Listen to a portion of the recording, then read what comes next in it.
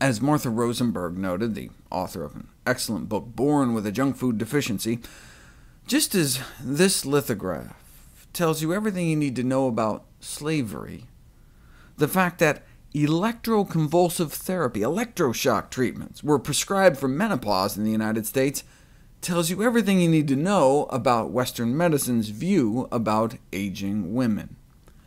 Here in this 1946 medical journal ad, amphetamines, speed, was recommended in conjunction with such fundamental measures as electric shock and estrogenic therapy. Doctors could throw in a little Thorazine too while they're at it.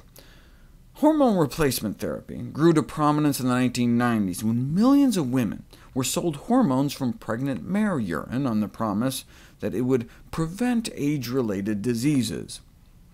But instead it may have caused them.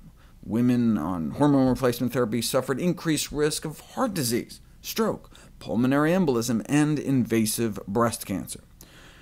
They said it would help preserve women's memory, but may have in fact caused dementia as it shrinks women's brains.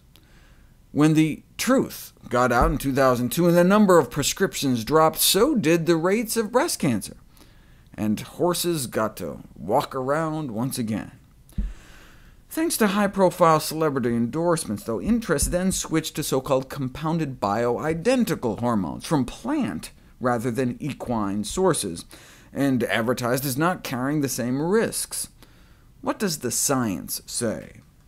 A bunch of new reviews on the subject out from the American College of OBGYNs, the Mayo Clinic, to the editors-in-chief of the Journal of the International Menopause Society, all concluded that bioidentical hormones, being bioidentical, carried the same risks, benefits, and side effects, which is not a good thing, and even worse, when the FDA actually analyzed them to see if the contents matched the label, nearly a third failed the analysis. Even in the same bottle, doses could be all over the place.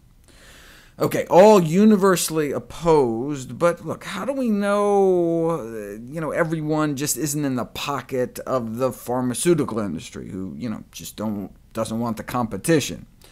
Well, whenever I'm skeptical, I turn to the Medical Letter on Drugs and Therapeutics, considered to be one of the least biased sources in medicine.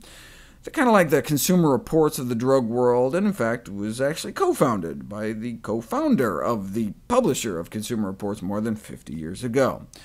As they like to brag on their website, the Medical Letter does not accept grants from any source, donations from anyone, funding from any entity. They won't let their work be used for promotional purposes, and they don't accept any advertising.